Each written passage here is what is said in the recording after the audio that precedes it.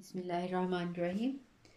पहले हमने जो इंटीग्रेशन की थी उसमें हम एग्जैक्ट इंटीग्रेशन कर रहे थे, यानी जिसमें एग्जैक्ट आंसर आता है। अब हमें बाज़ दफ़ा मैथमेटिक्स में बल्कि बहुत दफ़ा ऐसे हमें इंटीग्रल को डील करना पड़ता है जिनका रिजल्ट जो है वो हम आम मेथड से नहीं निकाल सकते, जिनकी इंटीग्रेशन आम मेथड से नहीं हो सकती। तो उसकी इंटीग्रेशन फिर हम न्यूमेरिकल मेथड से कर देंगे। जो न्यूमेरिकल मेथड है इससे हम डिफरेंट सारी चीज़ों को कैलकुलेट कर सकते हैं, लेकिन उसको न्यूमेरिकली सॉल्व करके उसकी एस्टिमेटेड वैल्यू होती है, ये एग्जैक्ट वैल्यू नहीं होती। तो इंटीग्रेशन के लिए जो एक हमारा मेथड है numerical method, that is trapezoidal rule. Trapezoidal rule क्या है?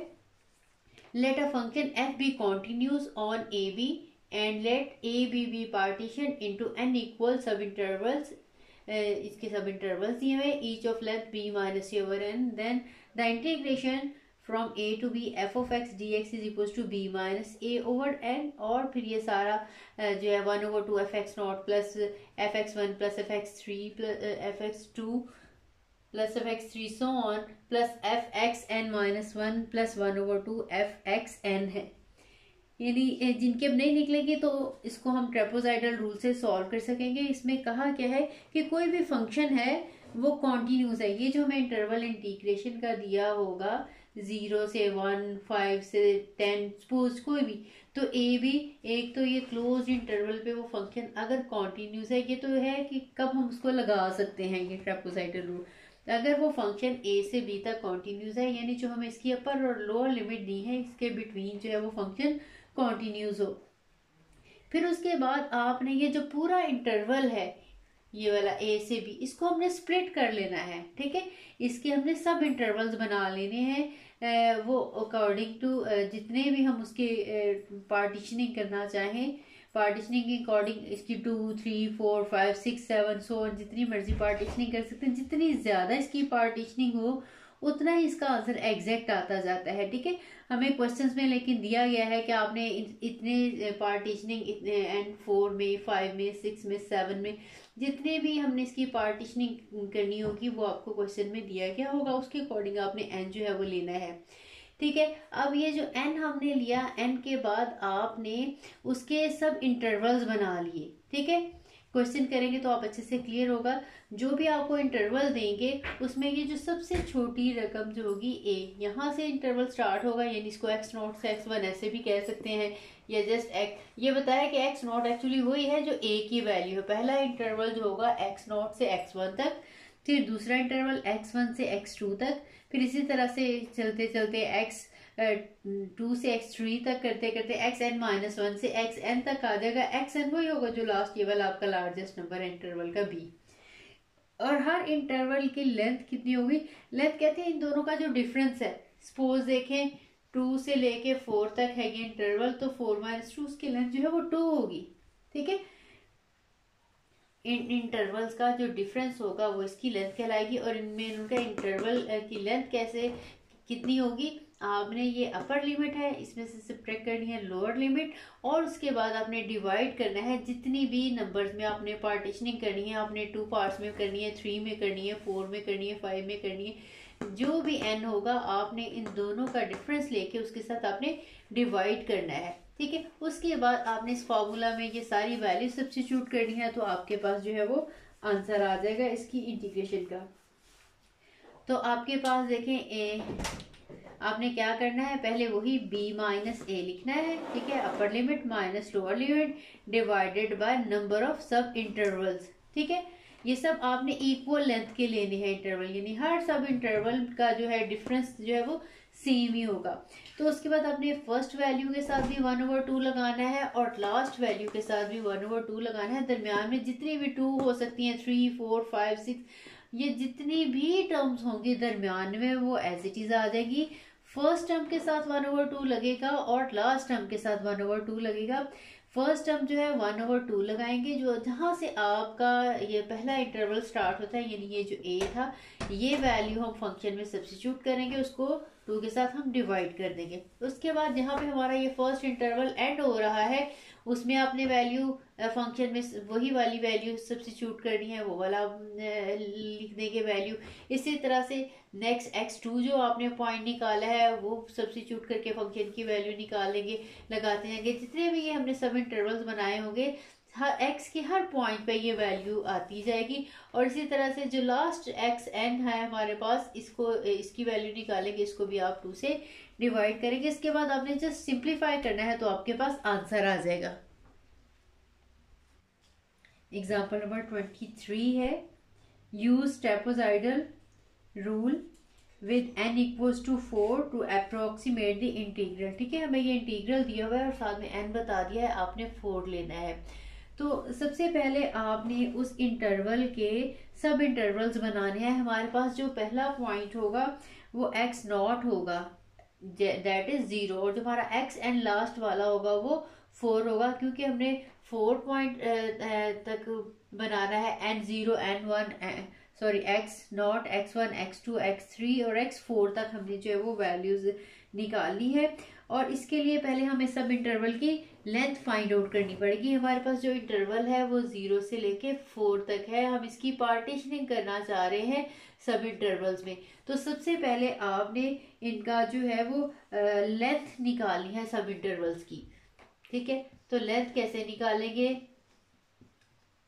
लेंथ ऑफ सब इंटरवल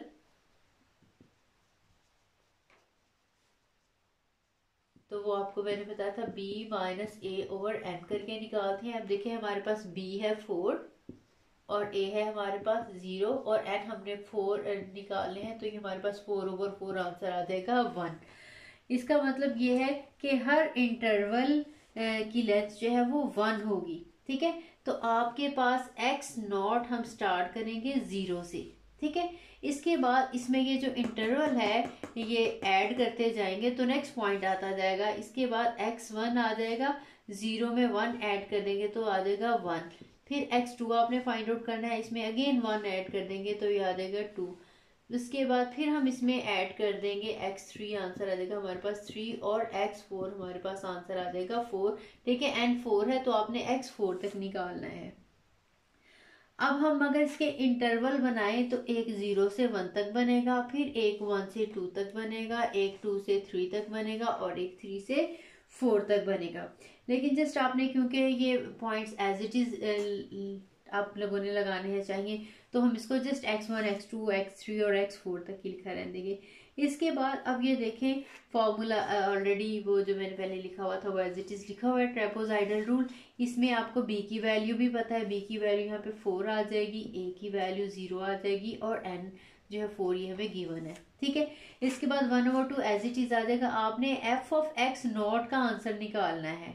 ठीक है, f ऑफ x0 का आंसर कैसे निकलेगा, आप चाहे पहले टेबुलर फॉर्म में लिख लें, बाद में यहाँ पे सब्स्टिट्यूट कर दें, या साथ साथ निकालते जाएं, या फिर टेबल के बगैर एज इट इज लिखते जाएं। जैसे देखें हमारे पास हमें f(x0) की वैल्यू हमें चाहिए, तो f(x0) this is equal to f(x0) क्या है 0। ठीक है, x0 का आंसर 0, जिसका मतलब हम f ऑफ 0 का आंसर फाइंड आउट करना चाह रहे हैं। तो ये हमारे पास ये जो फंक्शन है ये वाला, ये f ऑफ x है। ठीक है, आप इस इंटरवल में x को रिप्लेस कर देंगे 0 के साथ, यह आ जाएगा 0 square plus 1 square root that is equal to 1 square root that equal to 1 आ गया। ठीक है, इसी तरह से हम f(x1) का आंसर जो है वो फाइंड आउट करना चाह रहे हैं, तो f(x1) का आंसर दैट इज f(x1) है क्या 1 है, तो आपने 1 लगाया, इस सारे में इसमें वैल्यू पुट कर देंगे 1 square plus 1 that is equal to 2 square root, और 2 स्क्वायर की हम कैलकुलेटर से जो वैल्यू फाइंड आउट करेंगे 1.4142 4 या 5 डिजिट्स हैं तो आप 5 डिजिट्स इसमें लगाते हैं सब में। ठीक है, लास्ट वाला जो है कि इसको राउंड करके आपने लिखना है डिजिट को। अब इसी तरह से आपने f(x3) का आंसर जो है वो निकालना है, f लिखेंगे x2 का आंसर जो है मेरे पास 2 है, तो यहाँ पे आपने 2 लगा लेना है, 2 स्क्वायर प्लस 1 तो ये आ जाएगा 4 प्लस 1 5 का स्क्वायर रूट, और 5 का स्क्वायर रूट आ जाएगा 2.23607। ठीक है, समझ लगी। आपने जस्ट ये आंसर निकालने हैं fx0 पे, fx1 पे, fx2 पे, जितने भी हैं आपने 2 निकाला, 3 निकालेंगे और 4 निकालेंगे। ठीक है, मैं अब डायरेक्टली fx3 का आंसर लगा रही हूँ जो कि f3 है, और fx3 का आंसर आ जाएगा ये 9 + 1 10 का स्क्वायर रूट, दैट इज 3.16228 आ जाएगा। इसके बाद fx4 तक, क्योंकि हमारे पास x4 तक है, हमारा n जो था वो 4 था, तो fx4 तक हमारा जाएगा जो कि आंसर है f4, this is equal to 4.12311। ठीक है, अब हमने ये सारी वैल्यूज निकाल ली। निकालने के बाद आपने इस फॉर्मूला में लगाना है। अब देखिए फॉर्मूला हमने उतना ही लिखना है जितने हमारे पास ये पॉइंट्स हैं x1, x2, x3 और x4 तक। तो हम इसमें देखें ये वाला फॉर्मूला, ये तो इन्फिनिट नंबर्स तक के लिए था। ठीक है, कि कितने भी इन्फिनिट तो नहीं, मतलब कोई 2 3 4 5 जनरल एक फॉर्मूला था। अब आपको जितनी भी टर्म्स जो हैं वो आपने यूज करनी है, आप उसके अकॉर्डिंग लिखेंगे f1, fx2, fx3 लिखेंगे यहाँ पे, और यहाँ पे आ जाएगा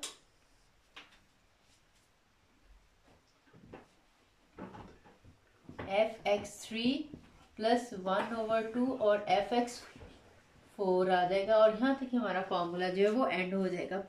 यहाँ पे सारे में हमने इनकी वैल्यू सब्स्टिट्यूट करनी है और सिंप्लीफाई करके आंसर निकाल लेना है।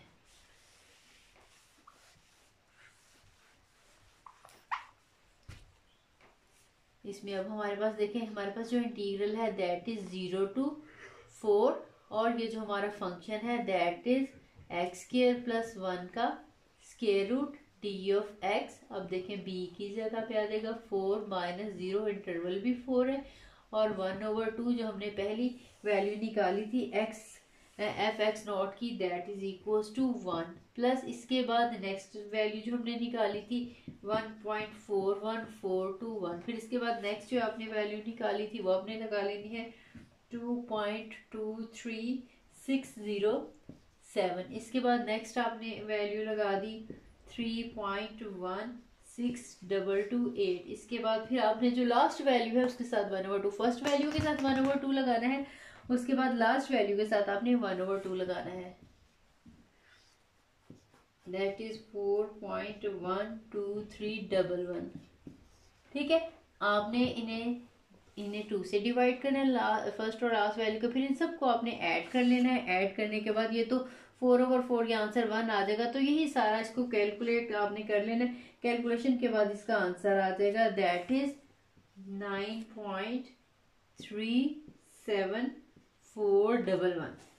ठीक है, अब अगर आपने एग्जैक्ट वैल्यू निकालनी हो इसकी, आपने चेक करना हो, तो आप इसकी सिंपल तरीके से इंटीग्रेशन कर सकते हैं। ठीक है, इसमें आप 10 वाली सब्स्टिट्यूशन करके कर सकते हैं, या इसको जिस भी मेथड से हम करें, करने के बाद इसमें लिमिट्स अप्लाई करेंगे 0 to 4, उसके बाद आप सिंप्लीफाई करेंगे तो उसका जो आंसर एग्जैक्ट आंसर आ जाता है दैट इज इक्वल्स टू, जो एग्जैक्ट आंसर है 0 to 4 x² + 1 square root d(x) is equals to 9.29357। ठीक है, ये इसका एग्जैक्ट आंसर है, जबकि जो हमने कैलकुलेट किया ये इसकी अप्रोक्सीमेटेड वैल्यू है, और दोनों का जो डिफरेंस होता है इसको हम एरर कहते हैं। ठीक है, एग्जैक्ट वैल्यू का और जो न्यूमेरिकल वैल्यू हमने अप्रोक्सीमेटेड वैल्यू जो कैलकुलेट की है हमने, इन दोनों के डिफरेंस को हम मैथ की लैंग्वेज में एरर कहेंगे। एरर आपने निकाला, जो हमने कैलकुलेट वैल्यू की है उसमें से ये वाली वैल्यू सब्ट्रैक्ट करेंगे तो इनका एरर आ जाएगा जो कि 0.08054 है। ठीक है, और ये एरर उतना कम से कम हम कर सकते हैं, जितने ज्यादा ये इंटरवल्स हम इसके बनाते जाएंगे एरर उतना कम से कम होता जाएगा। अब देखें, अब इनके 4 इंटरवल्स है, यही हम 5 कर लेते, 10 कर लेते, 15 कर लेते, 20 कर लेते। हम जितने ज्यादा इसके सब इंटरवल्स करते जाएंगे उतना आंसर जो है ओरिजिनल आंसर के करीब आता जाएगा। ठीक है, लेकिन आपको पेपर में जितने भी एक्सरसाइज में क्वेश्चन दिए हुए इसमें हमें n दिया हुआ है, तो आपने वही लेना है। अदरवाइज ठीक है, ये सिर्फ इनके इंटरवल्स हमने कम करने की वजह से इनमें ये जो एरर आया है वो है। अगर हम पूरे का पूरे इसके ज़्यादा इंटरवल्स बना लेंगे तो फिर आंसर जो है वो काफ़ी हद तक इसके करीब आता जाएगा।